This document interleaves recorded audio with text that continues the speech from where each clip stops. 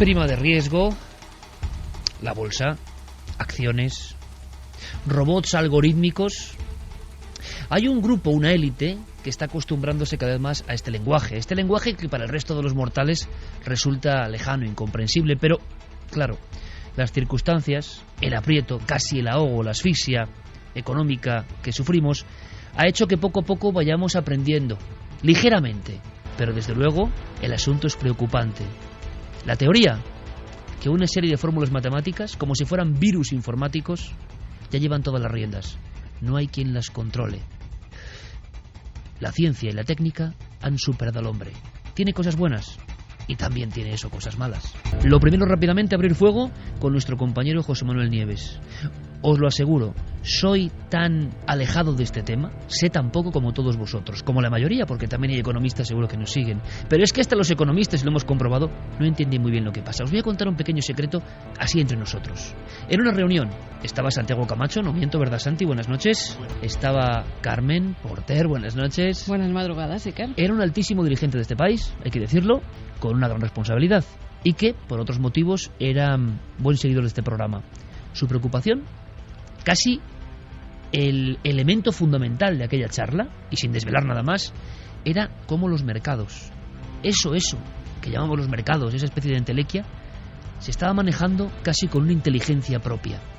Nadie sabía qué hacía quién, pero había una especie como de increíbles guerras y contraguerras, algo parecido a esa especie de guerra informática, a la redundancia, de la que hemos hablado en alguna ocasión.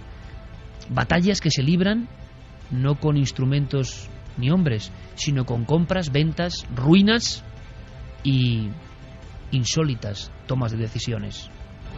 Bueno, pues eso preocupa, y eso no es ninguna leyenda urbana, ¿o sí? De momento, el artículo ha sido el más leído con diferencia. Término Matrix, control del mercado financiero. Le preguntábamos a José Manuel Nieves, cuéntanos un poco, por favor. Haznos de llave para entrar en esta puerta tan misteriosa, pero que en el fondo nos afecta a todos. Pues las claves son que nos estamos poniendo cada vez más en manos de máquinas y de algoritmos, que es el caso, es decir, de cosas artificiales. Estos algoritmos existen desde hace mucho tiempo. Sabemos que los mercados financieros, concretamente, una de las cosas que más importan es la velocidad de respuesta. El que primero responde es el que se lo lleva. La bolsa se mueve y fluctúa muy rápido, ¿no? Entonces, al ir buscando algoritmos, es decir, pequeños robots que se mueven por dentro del sistema, buscando y haciendo las operaciones financieras cada vez más rápido, pues hemos llegado al punto de colocar algoritmos que son muchísimo más rápidos que la velocidad de reacción de cualquier persona, pero cientos de veces más rápidos. Es decir, ni siquiera una persona pendiente en tiempo real puede saber ni lo que están haciendo ni cómo lo están haciendo. 1:37. Bien, los robots empiezan a apoderarse de los mercados, de los cuales dependen 7.000 millones de personas que vivimos en el planeta Tierra. Estamos todos, estáis todos. Yo creo que lo importante es seguir indagando un poco en esta noticia que nos sorprendía. Pocas veces en un periódico a nivel nacional se oye la palabra, o se lee la palabra Matrix, y esa idea que muchos ya, tejían en diferentes artículos en torno a la rebelión, en este caso de los algoritmos. Yo sé que Santiago Camacho tiene la facultad de poner en imágenes muy sencillas conceptos que a veces son muy complicados. Bien, Nieves nos ha contado que en el mercado de la bolsa, que imaginaos es importante hoy en día, de las bolsas mundiales, los hombres, los seres humanos, hemos perdido el control. Hemos sido los creadores, como Frankenstein, de esa criatura informática.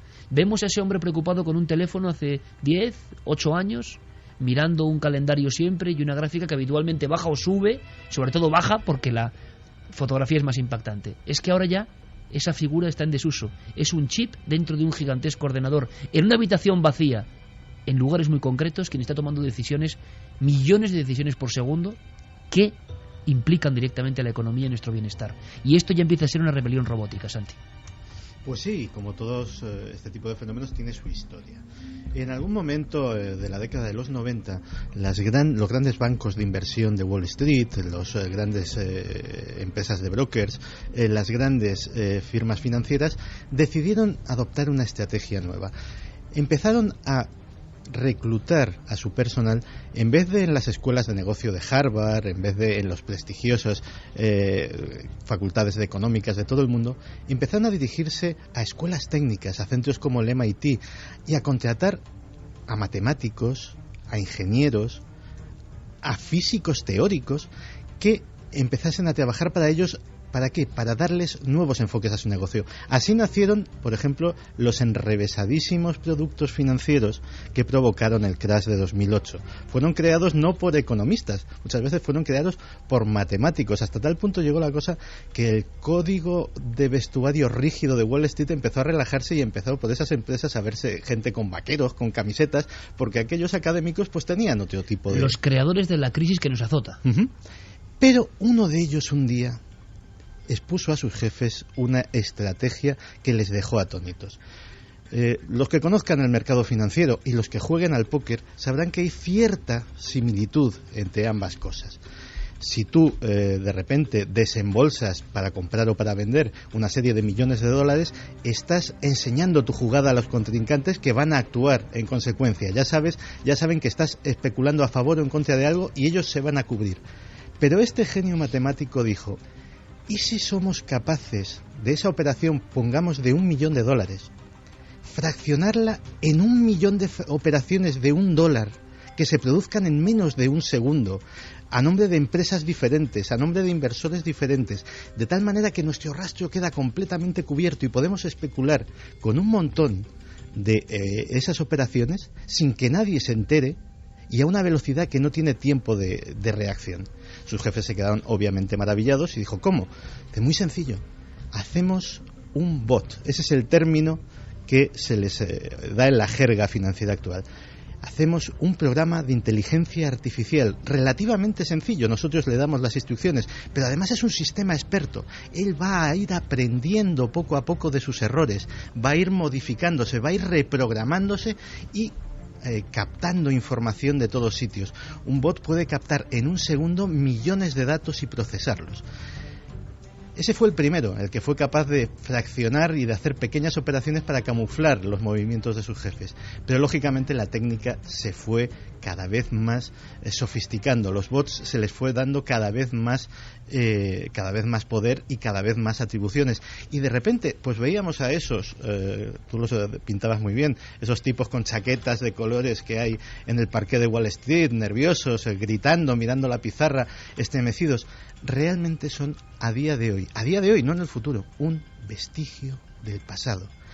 Entre el 70 y el 90% de las operaciones del mercado financiero mundial las llevan a cabo bots que no son humanos.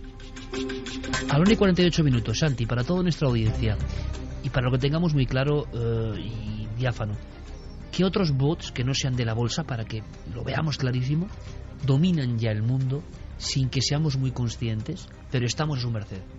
Claro, pensemos que es que esos sistemas de inteligencia artificial son omnipresentes.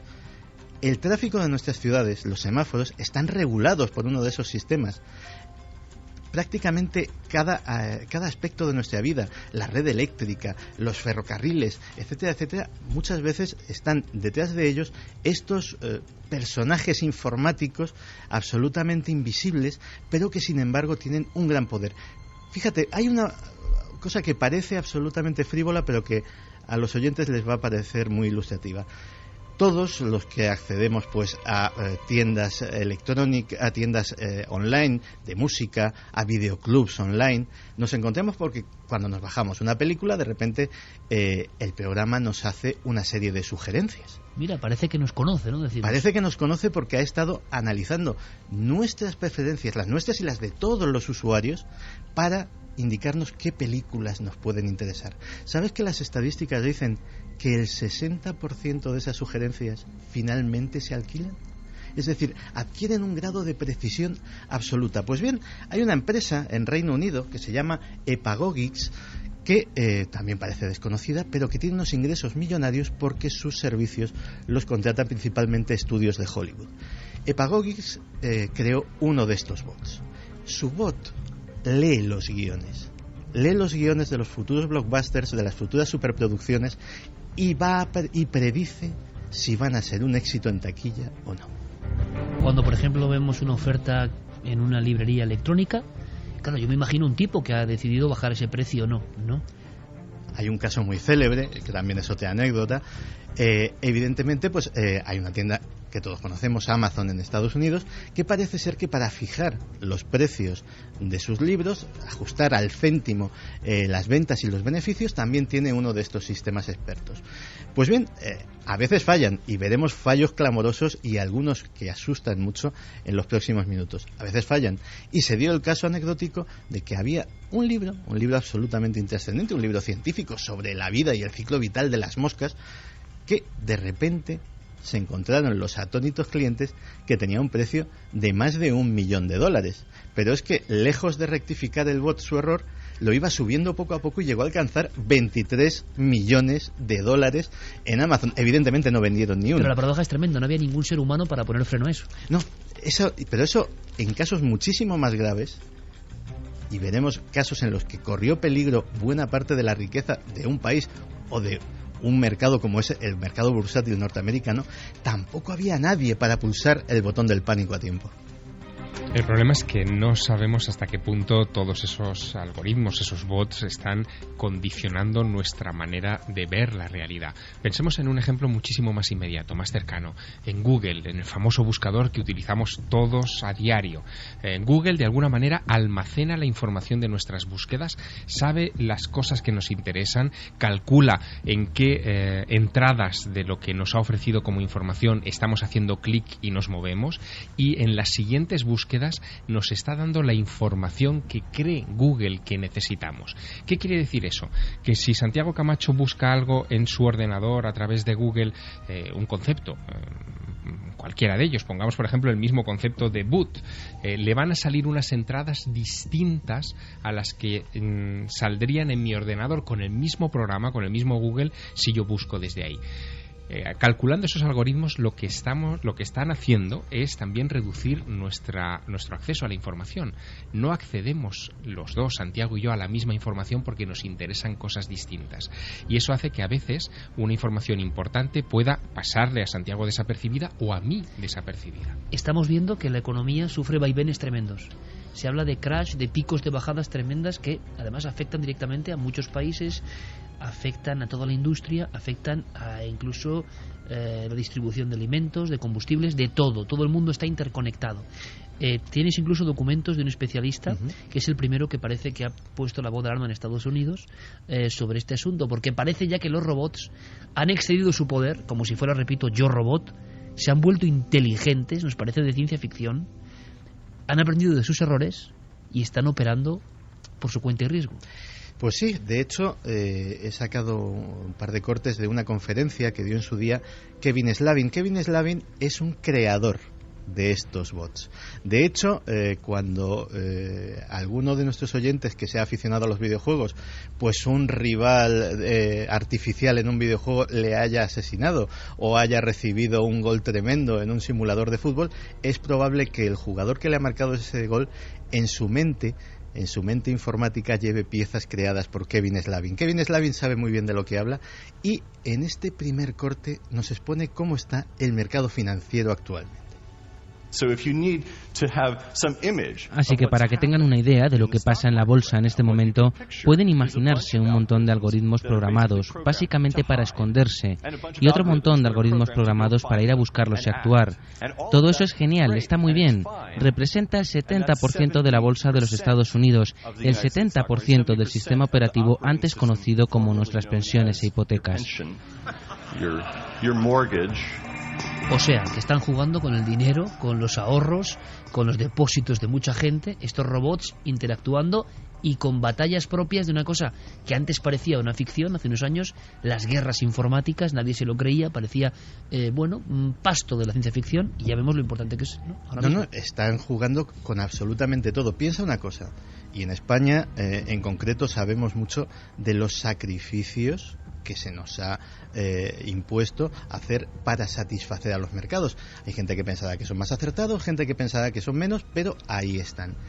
Realmente no estamos intentando satisfacer a unos señores obesos que están fumándose puros en un club exclusivo. Estamos intentando satisfacer a los bots. Estamos intentando mejorar determinados indicadores. Estos son los dueños del mundo, realmente. Estos son los dueños del mundo. Estos son los que nos han impuesto, en cierto sentido, la política de austeridad. Estos son los causantes de los recortes sociales, etcétera, etcétera. Estamos intentando modificar nuestros indicadores económicos para que los algoritmos de la mente cibernética de los bots digan, bueno, pues vamos a dejar de presionar a este mercado y vámonos a ir a otro país a darle caña. Es decir... ¿Tú recuerdas, Santi, aquella comida y este político, no voy a decir la angustia, pero sí la preocupación que había con esta especie de mentalidad incontrolable de los mercados, que antes eran personas y ya no son? Claro, es que cuando se habla de los mercados, muchas veces eso, tenemos la imagen romántica, claro, y piensas en un tipo pues con frac y una chistera, una cadena de reloj de oro colgándole de la barriga y fumándose un puro que se ha encendido con un billete de $500. En el fondo humano. Claro, pero ese señor no existe.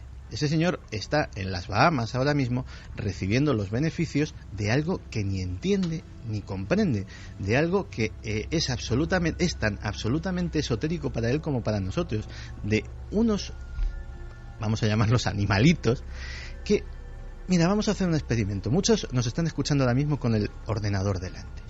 Haz un clic de ratón. Por muy rápido que lo quieras hacer, estarás haciéndolo de 1/10 de segundo. Pues para intentar competir con un bot en los mercados financieros, llegas 99 milisegundos tarde. Tomo de decisiones a la velocidad casi de la luz y por eso ocurren cosas que el hombre ya no puede controlar. El año pasado hablamos en cierto momento de un término muy interesante, singularidad, cuando la ciencia y la técnica nos han sobrepasado. Y es exponencial, por tanto ya no podemos alcanzar. Estos bots, si siguen, dentro de 3 años serán todavía mucho más poderosos y el hombre seguirá más o menos igual. Este auténtico especialista comenta más cosas, claro, terroríficas, algunas de ellas. Efectivamente, porque en el momento en el que el ser humano pierde el control de un sistema tan importante, tan vital como son los mercados financieros mundiales, puede pasar cualquier cosa, y algunas han pasado ya. ¿Y qué podría fallar? Podría pasar algo como lo de hace un año, cuando el 9% del total del mercado desapareció en 5 minutos y lo llamaron el flash crash de las 2:45. De repente 9% simplemente desapareció y nadie hasta hoy se pone de acuerdo sobre lo que pasó, porque nadie dio la orden, nadie quería eso, nadie tenía ningún control sobre lo que realmente pasaba. Lo único que tenían era un monitor delante de ellos que tenía unos números y un botón rojo que decía "pare". Y como siempre, estos conferenciantes norteamericanos, qué bien lo cuentan, qué sencillo, qué gráfico, nada de tonterías. Es decir, un agujero negro en la economía mundial, que eso acarrea luego muertes, acarrea batallas, acarrea guerras, acarrea penurias, acarrea enriquecimientos ilícitos. Es decir, el monopolio del mundo, y de repente un agujero negro, miles y miles de millones que se van y nadie sabe dónde han ido. ¿Qué está pasando? ¿Qué está ocurriendo? Me interesa mucho, imagino que a Javier Sierra también, ¿verdad, compañero? Saber, conocer las opiniones de nuestro público, las vías de contacto siempre abiertas, Nave del Misterio, ikerjimenez.com, lo tenéis ahí como siempre, Guillermo León al mando de todo esto, en Facebook, Twitter y milenio3@cadenaser.com, también para vuestras preguntas de cualquier otro tema, para el Milenio 3 responde. Pero escuchemos un poco, por lo menos por dónde va, porque a mí de verdad me parecía la historia esa, Frankenstein, ¿no? El moderno Prometeo, la sensación de hemos creado algo con nuestra inteligencia y ese algo se ha vuelto demasiado inteligente, ¿no? Pues mira, Álvaro nos decía, con tanta máquina hemos perdido el alma, es todo frío, y si se equivoca en la lectura de un guión que en realidad es magnífico. Aaron Rodríguez dice, no confiamos en nuestro vecino, pero confiamos todos nuestros datos personales a una computadora, es que somos inteligentes. Pato dice, imagínate los bots fuera de control y todos a la vez, volveremos a las cavernas. ¿Dice algo Santi en este respecto? Ese es el gran temor, que pase eso con la economía en concreto, y ahora profundizaremos en ello. Legendario nos comenta que dentro de unos años los locutores de la radio también serán bots. Seguramente. Cuidado, los que pinchan discos en muchas radios ya son bots. Muchas radios de Radio Fórmula tienen directamente un programa informático de lo típico de una hora sin música. Una hora sin música, también nos imaginamos que esa hora sin música hay un señor que está poniendo discos más o menos a su albedrío. No, hay un programa informático que tiene guardados los archivos MP3, que los va poniendo con una secuencia más o menos inteligente, de intentando que tengan una cierta armonía, que se adecúen a los gustos del público, etcétera, etcétera, y con eso se va tirando. Y pensar que Arthur C. Clarke ya se adelantó a todo esto. ¿Os acordáis del robot HAL 9000 de la nave Discovery? Seguramente el robot más famoso de todos los tiempos. Claro, ese robot que controla todo en la nave y que termina convirtiéndose en una amenaza es exactamente la premonición de esto. Pero ¿sabéis lo que significa HAL? HAL significa computador algorítmico heurísticamente programado. Heurísticamente programado significa que está programado para, en principio, solucionar problemas. Odisea en el espacio 2001, 1968, si no me equivoco. Increíble. Ciencia ficción. Y la estamos viviendo. Decían. Alfonso Rubio dice: de siempre he creído en la rebelión de las máquinas como en la película Terminator, y un día nos dominarán.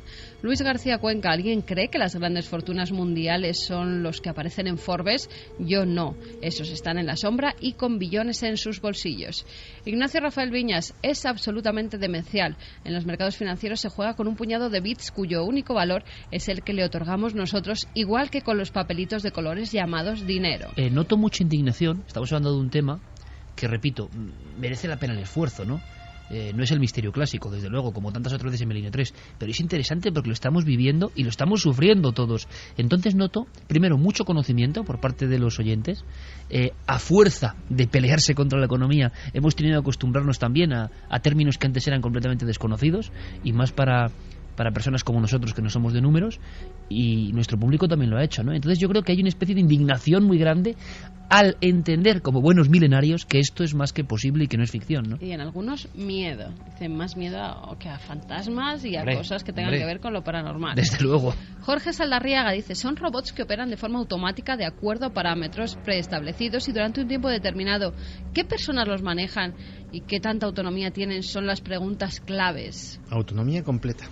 Es decir, estamos hablando de milisegundos. Para que nos hagamos una idea, las operaciones que habían detectado los científicos a los que hacía alusión José Manuel Nieves son operaciones muy cortas.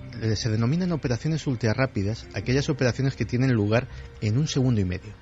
En 1 segundo y medio lo que se celebra es una batalla entre diversos de estos bots que compran, venden, vuelven a comprar, vuelven a vender, hacen decenas de operaciones, insisto, en 1 segundo y medio, y hacen fluctuar un valor por encima o por debajo de un 10% de su cotización original. Es decir, miles de millones en caso de grandes empresas. Que sería imposible a nivel de seres humanos interactuando por imposible. Mucho. Hay una cosa que de verdad queréis: miedo escénico. Santi, me decías que en algunas ciudades los lugares más caros de la ciudad tienen una extraña función. En una en concreto, en la ciudad, en Nueva York. En la ciudad del mercado. En Nueva York hay si uno coge el mapa del valor inmobiliario de las casas y de los alquileres, se encuentra con una anomalía extraña. De repente hay una especie de círculo en un lugar que no es especialmente lujoso. Está en Manhattan, pero hay sitios evidentemente mucho más cotizados, como Park Avenue, bueno, en realidad todos los aledaños del parque, sitios con vistas maravillosas. No, este no es un sitio normal. Está rodeando el número 60 de Hudson Street, que es el antiguo el edificio de la Western Union. ¿Qué puede tener eso allí? Pues allí el metro cuadrado está más caro, y cuando digo más caro, no digo 5 veces, 10 veces, sino a lo mejor hasta más que en cualquier otra zona de la ciudad. Y en esos despachos, en esas oficinas que se alquilan allí, no hay muebles lujosos, no hay moquetas, no hay cuadros, no hay más que paredes de acero y servidores informáticos. Absolutamente nada más. ¿Por qué? Porque en ese número 60 de Hudson Street está el nodo de Internet de Manhattan. Por ahí se entra al corazón informático de Wall Street. Y como estamos hablando de nanosegundos, ni siquiera en milisegundos, una diferencia de 10 manzanas puede suponer que tu bot se adelante al bot de la compañía enemiga a la hora de hacer una serie de estas operaciones. Es tan importante esa velocidad que algunas empresas han hecho inversiones millonarias para llegar lo antes posible a ese número 60 de Hudson Street. Hay una empresa financiera de Chicago que por su cuenta y riesgo plantó un cable de fibra óptica de 1.300 kilómetros desde Chicago a Nueva York hasta ese número 60 de Hudson Street, simplemente para ganar 3 milisegundos en cada operación. Sorprendidos, ¿verdad? Yo también. El cuchillo, la mezcla de Boston, no son nombres de luchadores, son nombres de bots. Son nombres de bots. Ya hay empresas que lógicamente se dedican a intentar capturarlos, aislarlos y ver cómo funcionan, intentar destriparlos. Y como buenos cazadores... Pero permíteme, Santi, para que nos entendamos, es lo mismo que ocurre con los virus y los antivirus en las guerras informáticas. Efectivamente. Pues estos, como buenos cazadores, los catalogan y les ponen nombres más o menos peculiares. Por ejemplo, el cuchillo es precisamente el bot de esa empresa de Chicago que plantó el cable de fibra óptica. Ese cable de fibra óptica era el pasillo de no se sabe cuántos millones de dólares, el pasillo de plata, para que el cuchillo pueda acceder directamente al corazón informático de Wall Street. Pero efectivamente la mezcla de Boston, la feria, Crepúsculo, les ponen nombres pintorescos y cada uno de ellos tiene una función. El problema es que, como muy bien nos decía Nene el Corte, la unión de los bots, ¿no? La unión de los bots, y que las cosas a veces salen mal. Los bots no son infalibles, a veces pueden ser hasta caprichosos. Y en Knight Capital Group, una empresa financiera muy importante, lo saben bien cuando hace apenas unos meses se encontraron con que su bot empezaba a hacer operaciones extrañas. Empezaba a vender barato, a comprar caro. De hecho, les estaba generando un agujero de 10 millones de dólares por minuto.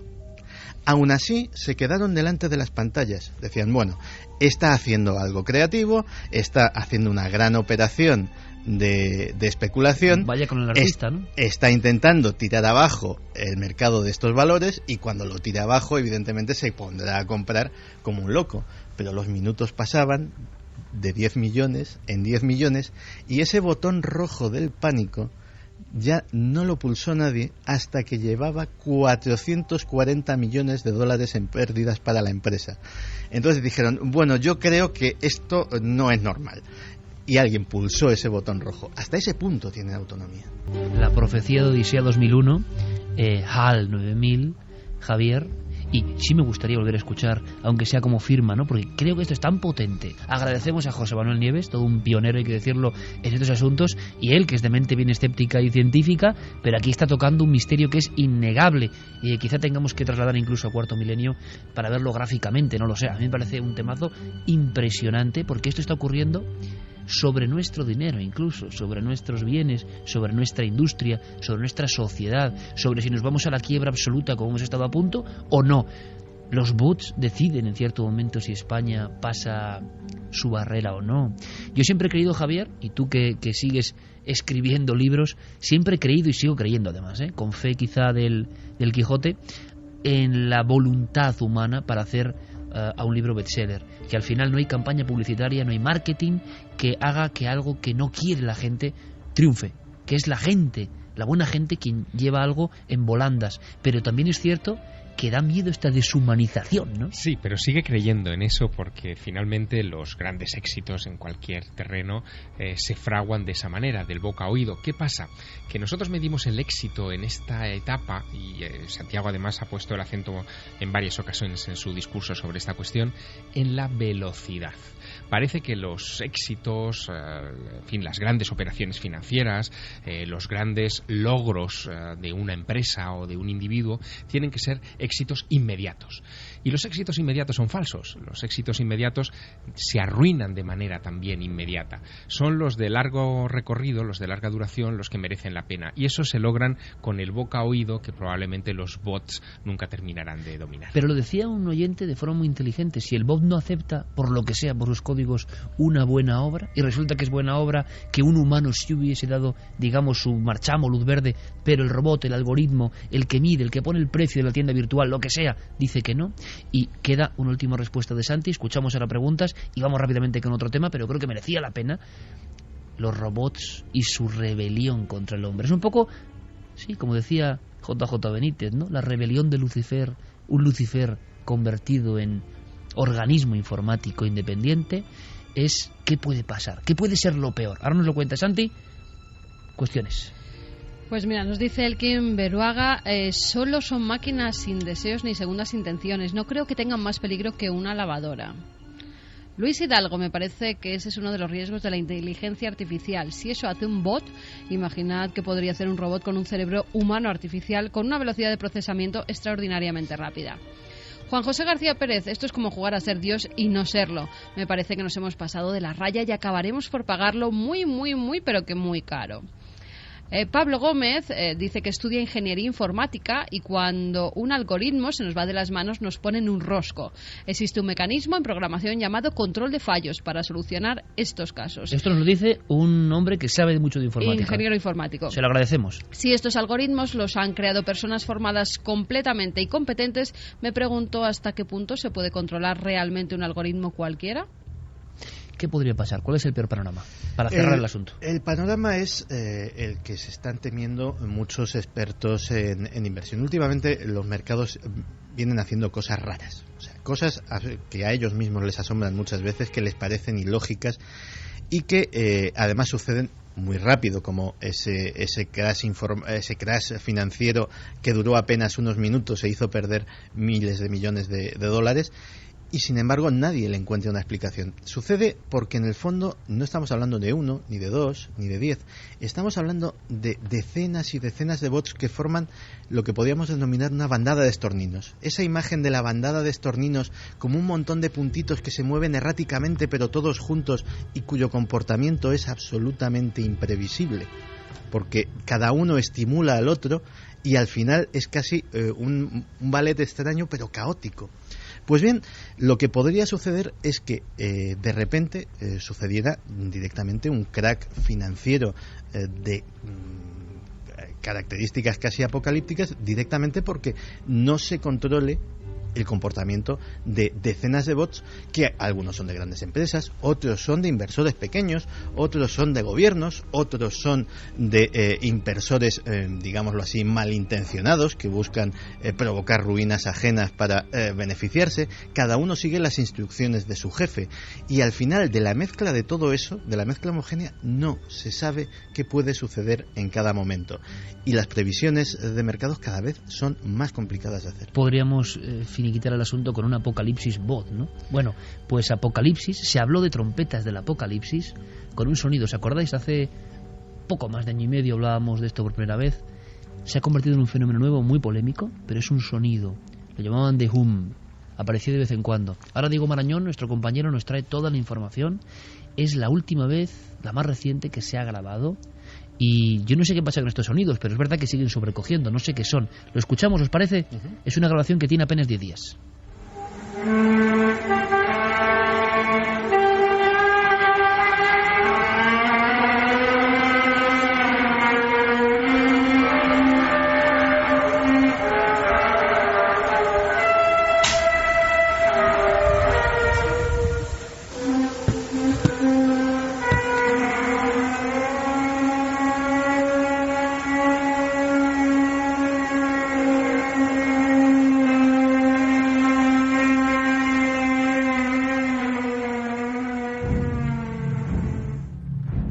2 y 14 minutos. Diego Marañón, compañero, buenas noches. Buenas noches, Iker, ¿qué tal? Hombre, es que aquí lo estamos escuchando todos. En la penumbra, Estudio 1, Cadena SER, tú en el tuyo, en algún lugar de la costa cantábrica. Y oye, yo no sé lo que es, pero sigue poniendo los pelos de punta. Y más cuando, como decía en su día Santiago Camacho y nos contaba Carmen, cuando todo esto empezó, le llamaron trompetas del apocalipsis. En el fondo es un sonido que no tiene origen concreto, se ha grabado en diferentes partes del mundo, se había callado, parece, el tema, había perdido fuerza y de pronto esto, ¿no? ¿Cuál es la historia? Sigue erizando el vello, como dices, y además sigue teniendo un gran poder de atracción, porque estamos hablando de un vídeo, Iker, que en estos momentos lleva casi 1.600.000 visionados en YouTube.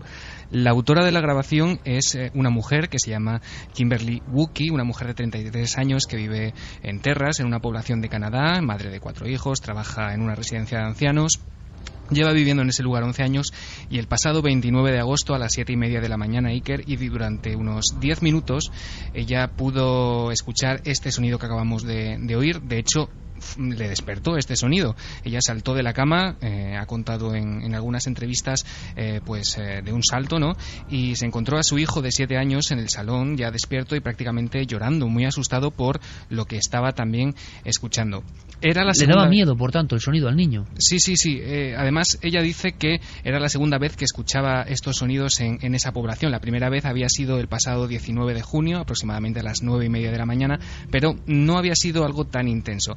Esa mañana del 29 de agosto pudo coger su cámara que tenía pues a mano y grabar 3 breves clips de vídeo que en conjunto suman unos 5 minutos de este tipo de... ¿Y está enfocando algún punto concreto? ¿Se ve algo? ¿Se percibe algo? ¿Hay obras? ¿Hay algo? ¿Se ve el campo abierto? No, ella enfoca a través de su ventana. Ella dice que ese eco se escuchaba, que retumbaba en las montañas que rodean a esta población, a Terras, y se han dado algunas posibles interpretaciones o hipótesis, aunque ya te digo que hay algunas novedades, Iker.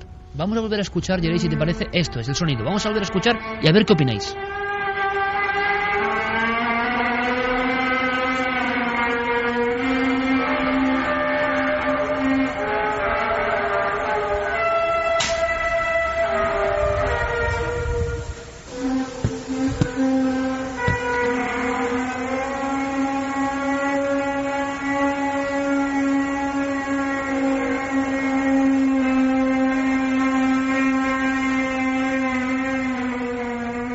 No me extraña que muchos hablasen de lamentos de la tierra, que otros indicasen movimiento quizá de fallas, de cortes geológicos. Parece casi también algo animal de fondo. Parece trompetas, ¿eh? Y parece trompetas del apocalipsis, ¿no? Esta grabación de verdad que parece más esta es de la más impresionante que yo he escuchado, ¿eh? Sí.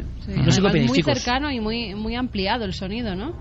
A mí me preocupa particularmente que el asunto siga siendo un misterio, pero me preocupa todavía más que en algún momento los científicos lo resuelvan, porque eso significaría que podría reproducirse, ser utilizada a voluntad. ¿Y os imagináis esto utilizado como arma psicológica? En fin, yo creo que los vecinos, los habitantes de ese pueblo canadiense, como los de otros lugares que hemos conocido en estos meses, lo que han tenido es verdadero pánico, porque no saben qué es lo que está sucediendo en la atmósfera. Esto es lo interesante, que se produce, como en el caso del niño, un inmediato reflejo del miedo. Lo que inspira esto no es nada amable, ¿no? No, desde luego. Y además, te cuento, Iker, que se han intentado dar algunas explicaciones. Se ha hablado de un posible sonido de trenes, de vehículos en funcionamiento. Hay que decir que esta población canadiense, Terras, es atravesada por una línea de ferrocarril y tiene una especie de centro de logística con decenas prácticamente de contenedores que están estacionados. La propia Kimberly Wookie, yo me he metido en su Facebook y es curioso porque ella enviaba un mensaje a la empresa de excavadoras local y la propia empresa le daba la razón, le decía que ese sonido no podía estar causado por ninguno de sus aparatos. Hombre, es que además es lo de siempre, Diego, humildemente, pero estarían acostumbrados a estos sonidos. Es como aquella historia, ¿te acuerdas, Javier, de los sonidos de Zurbaranbarri, en Vizcaya, de un supuesto ovni, que resolvieron algunos investigadores más escépticos diciendo que eran sapos? Claro, si son sapos, pues los sapos siempre están ahí. Oiga, es que no están un día y hacen algo extraño que nos pone los pelos de punta y luego el resto de los años no hacen nada. Es decir, sonidos lógicos del entorno, imagino que los tendríamos controlados. Tenemos estas sus palabras, creo, ¿no? Sí, ¿Diego? Podemos escucharla, Iker, si quieres, desmintiendo un poco esta teoría que se ha dado sobre la posible excavadora cerca de su casa. Bueno, he escuchado que pudo tratarse de terremotos de cielo o del núcleo terrestre, o quizá fuese algo magnético, los campos magnéticos de la Tierra. En realidad no tengo ni idea. Desgraciadamente mi cámara tenía poca batería, aunque había espacio en la memoria, así que empecé a grabar. Simplemente enfoqué a la ventana y grabé el vídeo. Se supone que había un trabajador poniendo a punto su excavadora cerca del estadio, pero he escuchado muchas excavadoras y muchos trenes antes, y el sonido no tenía nada que ver. Oficialmente no hay respuesta, Diego. No hay respuesta, aunque la policía, Iker, y algunos estamentos científicos han confirmado que siguen intentando esclarecer el origen de esto. Para Kimberly, ella misma ha dicho que no cree que sea nada religioso, nada místico, nada extraterrestre, sino que su opinión es que se trata de algo geofísico y ella es la primera interesada en saber qué pudo ocurrir aquella mañana. Un lamento de la Tierra. Bueno, más adelante escucharemos vuestras opiniones, porque lo habéis podido, tampoco es cuestión de ponerlo todo el rato, ¿no? En 2 ocasiones, esa especie de bramido de la tierra, lo que sea, que cala muy hondo, y luego lo que siempre hablamos, ¿no? Nuestro cerebro, nuestra alma, lo que queráis, nuestra mente, tiene una forma de captar las cosas. Nos llega a diferentes niveles, más lógicos y más ilógicos, ¿no? Pero es verdad que ciertos sonidos atraviesan de una forma muy especial nuestros sentimientos, y este tiene algo que puede ser natural, pero yo tampoco, personalmente, puedo estar equivocado, lo ubico, lo relaciono con nada conocido. Bueno, esperamos. Hablan de lamentos de ballenas. Es que suena, o elefantes. Elefantes. Desde luego suena algo como un quejido, algo que no es alegre. Venga, vamos a escucharlo, Yerei, vale, se ha empañado Yerei, vamos a escucharlo.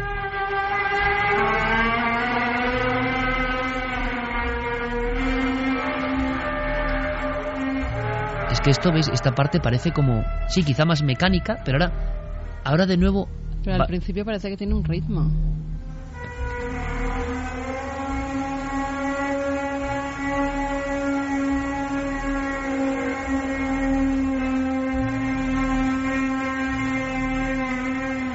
Eso no es una sirena, tiene una cadencia que parece más a un ser vivo, y me refiero a ser vivo, no sé, la Tierra, yo qué sé, pero desde luego no es algo mecánico, programado, en fin, de Hum, un misterio nuevo, o que quizás siempre haya estado ahí, algo muy deimónico, Javier, y que de repente con nuestra tecnología lo hemos captado. Bueno, luego, si queréis, podéis gráficamente comentarnos cómo lo habéis visto, con vuestros oídos y con vuestra mirada particular. ¿Qué habéis sentido? ¿Qué es eso? Que a veces esa información es más importante.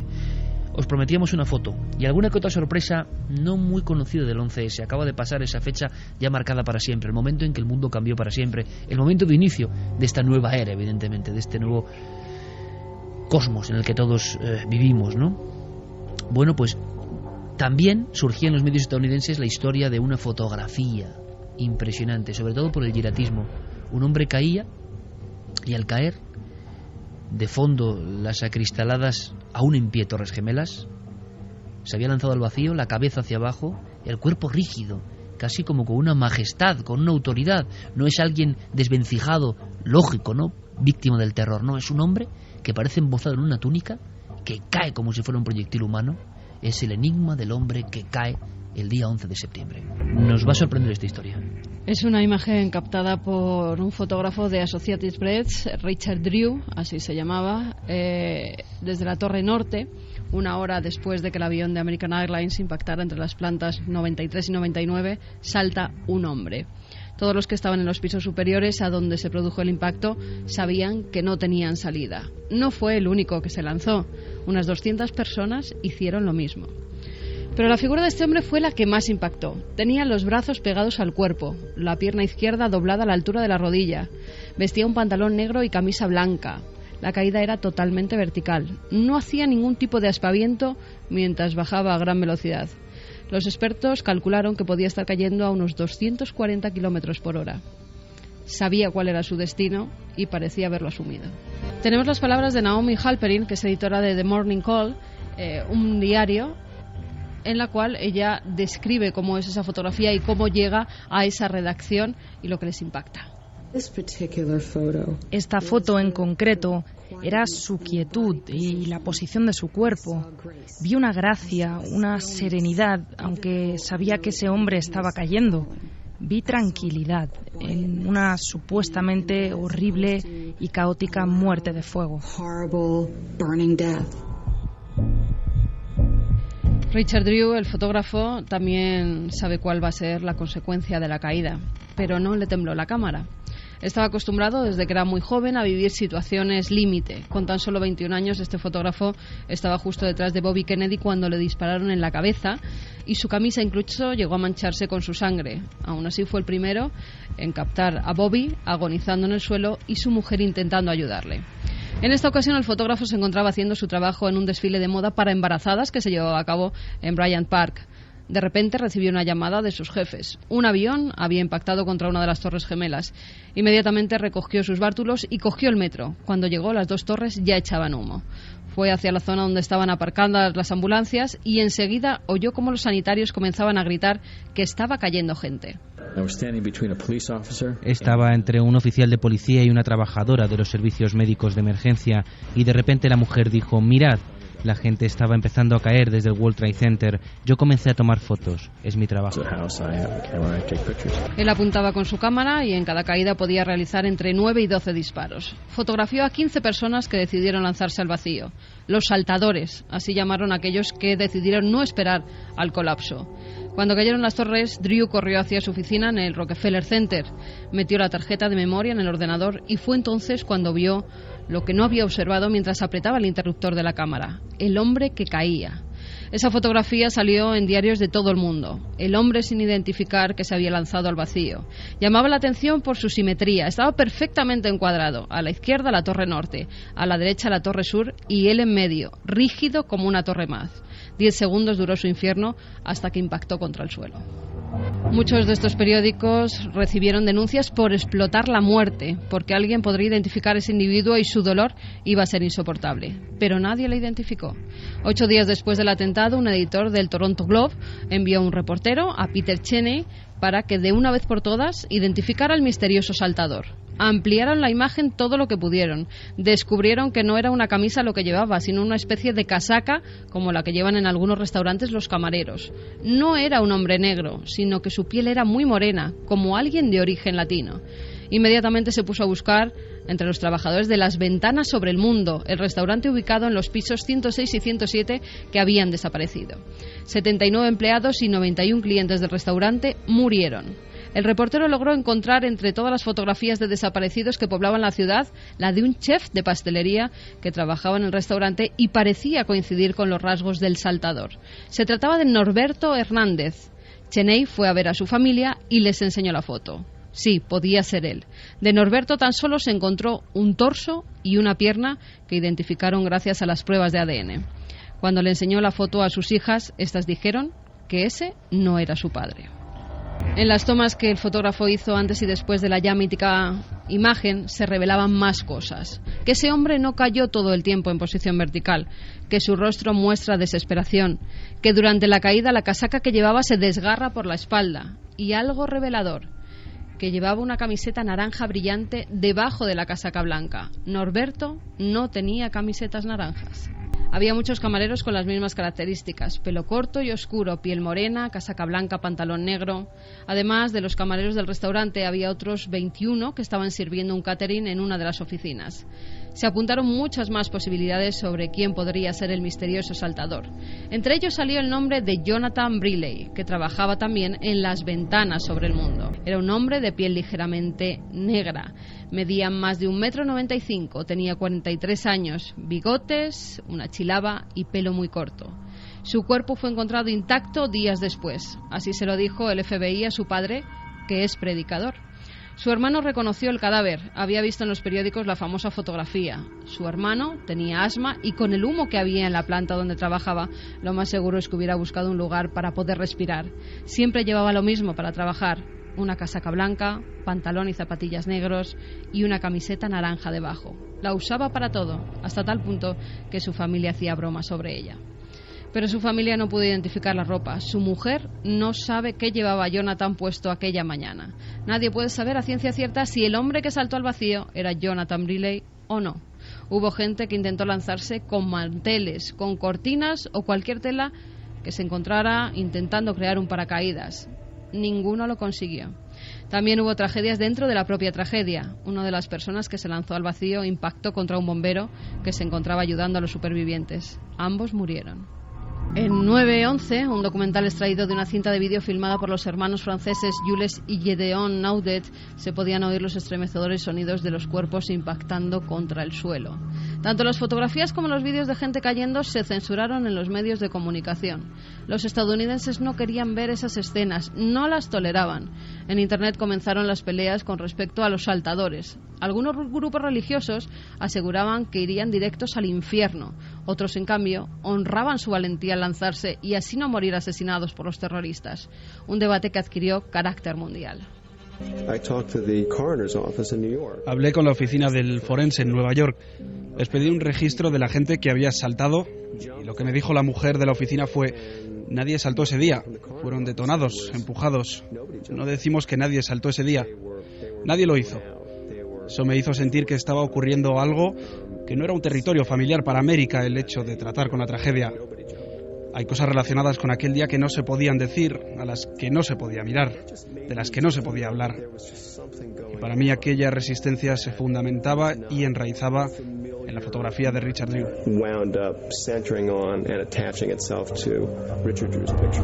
No se podía hablar de los saltadores, no habían existido. Eso era lo que nos decía Tom Junod, que es redactor de la revista Esquire y además es escritor. Es como una página oscura dentro de la oscuridad general del 11S que yo no sé si os ocurre a vosotros, compañeros, a mí sí, quizá a la audiencia también. Volvemos a recordar eso que todos vivimos, de alguna forma, una sacudida mundial, ¿no? Y es de una densidad, de una tragedia. Hay todavía muchas aristas, da la sensación de que sigue habiendo muchas cosas que no se han contado. Y de cuando en cuando aquí las repasamos, las comentamos, podéis opinar sobre ellas, no tenemos ninguna verdad. Y Javier ha recuperado del archivo, un poco en este homenaje siempre misterioso a ese día en el que cambió el mundo. Carmen ha abierto las páginas más ocultas. Nadie sabe a ciencia cierta a día de hoy quién es el hombre que salta al vacío en la foto quizá más célebre de las Torres Gemelas. Es la muestra, la punta del iceberg de todo lo que se desconoce. El caso Uranga puede ser otro de los realmente misteriosos, ¿no, Javier? Pues sí, es una historia que apareció en aquellos días posteriores a la tragedia del 11 de septiembre en los medios de comunicación españoles y contaba una serie de situaciones que vivió un pintor de Zarauz, Ángel Uranga, que, en fin, leídas con posterioridad y pasados unos años, no dejan todavía de sorprender. Ángel Uranga llevaba un año preparando una exposición para Nueva York, para la ciudad de Nueva York, inspirada en un tipo de arte muy particular en el que él juega con volúmenes, con figuras geométricas, etcétera, para imitar, en este caso, en esa exposición, las Torres Gemelas. Él había decidido dedicar toda esa exposición, consagrar esa exposición a las Torres Gemelas de Nueva York y las pintaba en aquellos cuadros como colosos quebrados, incluso con un tono amarillento, como si estuvieran en llama, como si fueran edificios rotos. Pero esto no es lo más sorprendente. Lo más sorprendente es que la exposición finalmente se retrasa por cuestiones técnicas. Los cuadros no pueden viajar a tiempo a Nueva York, pero el día en el que tenía que haber inaugurado esa exposición en el Greenwich Village de Nueva York, en el barrio de Greenwich Village, era el 11 de septiembre.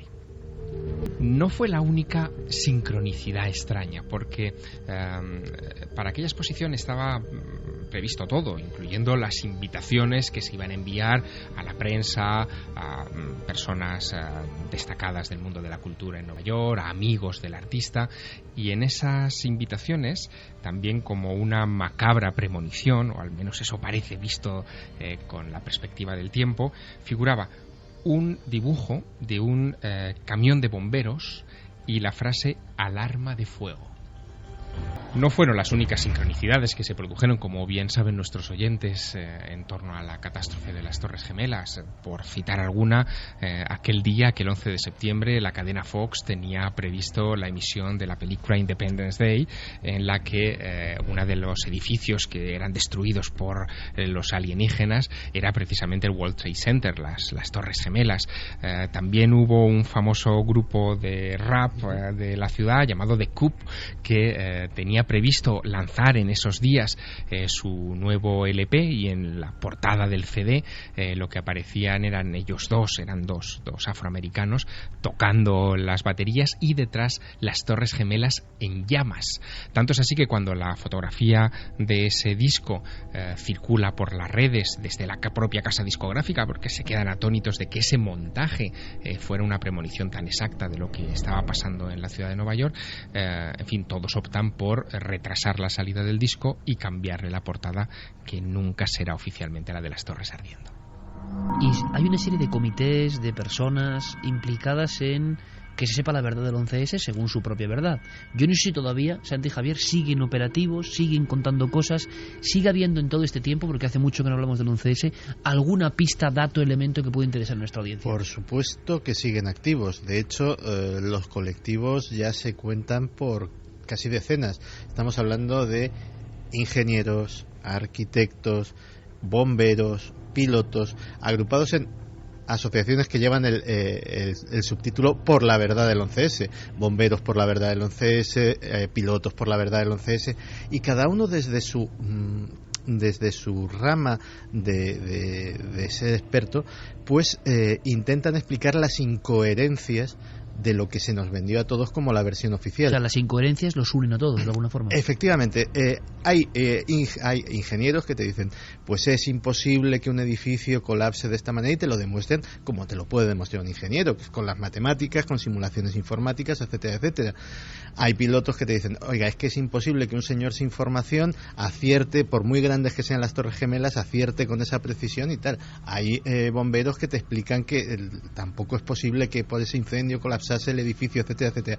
Y cada uno de ellos tiene, digámoslo así, cada uno de los miembros de estas asociaciones tiene la ventaja de que no es un conspiranoico al uso, no es un señor como yo o como tantos otros que pueda estar haciendo teorías más o menos alegremente sin saber de lo que está hablando más que lo que ha leído por ahí, sino que ellos trabajan día a día y se ganan la vida con aquello que están intentando demostrar. Con lo cual son aportaciones que yo animaría a que por lo menos como curiosidad la gente les echase un vistazo y se pudiera abrir un debate. También está la otra parte, ¿no? Imagino muchos ingenieros, bomberos y técnicos que creen en la verdad del informe oficial. Por supuesto, y las controversias, digamos que ese tipo de controversias tienen lugar en los foros evidentemente de los ingenieros, etcétera, etcétera, escépticos, que son visitados por estos que son más afines a la verdad oficial e intentan rebatirles, y se montan realmente debates y polémicas muy interesantes. Pero fíjate, no tiene nada que ver, pero mientras estaba escuchando de esta historia hay una reflexión que no quería dejar pasar. No sé qué mente maquiavélica organizó esa operación. No sé si estaba en desiertos lejanos o estaba mucho más cerca de los Estados Unidos o era Bin Laden, no tengo ni idea. Pero si se esforzó en elegir el mayor símbolo de lo que entendemos por civilización, por orden en Occidente, el poder económico, las personas que trabajaban allí con cargos, sobre todo con cargos ejecutivos, se sentían legítimamente en aquel momento, era una vanidad comprensible, se podían sentir intocables.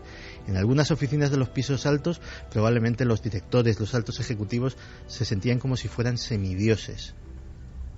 Y esa caída de los dioses económicos, de los dioses de las grandes empresas, esa caída del gran símbolo del poder, fue elegida de una manera evidentemente premeditada, pero con un talento perverso, que es lo que hace que a nosotros a día de hoy veamos las imágenes y se nos pongan los vellos de punta, porque estaba en nuestro inconsciente colectivo. Sabíamos que digámoslo así, la sede espiritual de la sociedad capitalista actual, de la sociedad de consumo, de la sociedad en la que nos hemos criado, nos guste o no, era aquello, y aquello lo vimos caer con nuestros propios ojos. Esa misma fotografía, la del hombre que cae, con el fondo de la propia Torre Gemela, con lo que significa, lo ha dicho perfectamente Santiago Camacho, es como una puñalada tremenda en lo más hondo del inconsciente colectivo occidental. Es la caída de un imperio, de los dioses, reflejada en una imagen. Por eso han pasado tantos años y seguimos estremeciéndonos de esta forma tan especial. Es decir, nuestro cerebro y nuestra alma interpreta, sabe que hay códigos ahí que no podemos ni verbalizar, pero por eso nos espanta de una forma tan especial. Opinión en flash de nuestro público siempre tan sabio, Nave del Misterio, Facebook, Twitter, milenio3@cadenaser.com, también para vuestras preguntas en Milenio 3 Responde, que enseguida vamos con ello. Antes, por supuesto, Javier nos permitirá un viaje personal y emotivo en busca de un niño que tocó lo imposible. Cancela nos dice: cada una de las muertes de ese terrible día es una historia trágica, es decir, miles de historias. Jorge, esa extracción de información de la fotografía da tanto miedo como el tema de los bots económicos. ¿Se imaginan cuánta información podrían sacar de una simple imagen nuestra? Dar voz es como si estuviese en paz porque su infierno va a acabar. La instantánea transmite angustia y tranquilidad. Jonathan dice: es una de las cosas más tristes que he visto. The Falling Man, el hombre que cae. Miguel Gorbe: resulta imposible ponerse en el lugar de uno de esos saltadores. H. Laroye: lo peor fue el sonido que hacían al caer, no el ver las caídas. Johnny Villegas dice: bueno, quizá esa persona estaba concienciada y tuvo la oportunidad de elegir la forma de morir, por ello se le veía tan sereno. Lucía Pinazo: yo nunca olvidaré esas imágenes de las personas cayendo, fue lo que más me impactó ese día. Momento para que Javier Sierra nos cuente algo se ha cumplido una efeméride, en este caso una necrológica, y esa nos conduce directamente a una historia maravillosa, inquietante, como todo lo que hemos contado hoy, a caballo entre lo inexplicado y lo oficialmente imposible, pero que además tenemos la fortuna de que tú en primera persona, como tantas veces ocurre, trataste con el implicado. Así que, vía libre para hacer nuestra semblanza, la semblanza del último niño de Roswell. Hay que mirar los ojos de una persona para saber cuánto hay de verdad en su historia. Y si esos ojos lo que reflejan es la chispa de la curiosidad de cuando eran niños, sabes que lo que te está contando es absolutamente su verdad. Eso es lo que me pasó cuando conocí a Jesse Marcel Jr. en 1995 en la República de San Marino. Habíamos buscado una parte para conversar en uno de los extremos del Teatro Titano de esa capital, y allí me contó su historia. Es la historia que le cambiaría la vida. Él la vivió con 11 años. Aquella noche del 7 de julio de 1947, su padre, que era oficial de inteligencia en la base militar más protegida de los Estados Unidos de América en aquel tiempo, la base militar de Roswell, el único lugar donde existían almacenes de bombas atómicas y donde se armaron los aviones que lanzarían esos artefactos mortales contra Hiroshima y Nagasaki. En ese lugar su padre trabajaba. Y en ese lugar su padre fue donde tuvo que depositar los restos de un objeto siniestrado que él y una cuadrilla de hombres recuperaron de un rancho cercano en aquellos días del verano de 1947. Jesse Marcel Sr., el padre de Jesse Marcel Jr., no obstante, quiso mostrar unos pocos fragmentos de aquella maravilla que había recogido en medio de la nada a su familia. Así que de noche, aquel 7 de julio del año 47, de camino a los almacenes de la base militar de Roswell, se detiene un momento en los pabellones donde su familia duerme. Entra en la casa, despierta a su esposa, despierta a su hijo primogénito, a Jesse, y les hace bajar al salón para mostrarles lo que llevaba en la parte trasera de la camioneta. Eran unos pocos fragmentos de aquello que todavía hoy sigue dando mucho que hablar y que muchos suponen que fue una nave de otro planeta que impactó en aquella zona de pruebas militares en aquel periodo de la Guerra Fría. Pues bien, el niño Jesse Marcel se acercó a la camioneta de su padre y tuvo en sus manos durante unos minutos fragmentos de aquello que su padre acababa de recuperar. Eran unos fragmentos extraños, tenían el aspecto de pequeñas vigas con inscripciones, como con una escritura que él no era capaz de identificar, no la supo asociar a los japoneses o, en fin, a cualquier otro tipo de escritura exótica, pero también junto a esas vigas había un tipo de papel como metálico que podía ser convertido en un ovillo y que después volvía a tomar la forma original, como si fuera un material que hoy llamaríamos inteligente, pero que en 1947 sencillamente nadie había visto, no existía, no se había manufacturado. El caso es que aquel niño creció en los años siguientes con la sensación de haber tocado algo maravilloso. Su padre guardó silencio de aquella experiencia. En su casa, incluso en las comidas de domingo, no se volvió a hablar de aquel asunto, porque a su padre le habían ordenado que el tema debía ser secreto militar.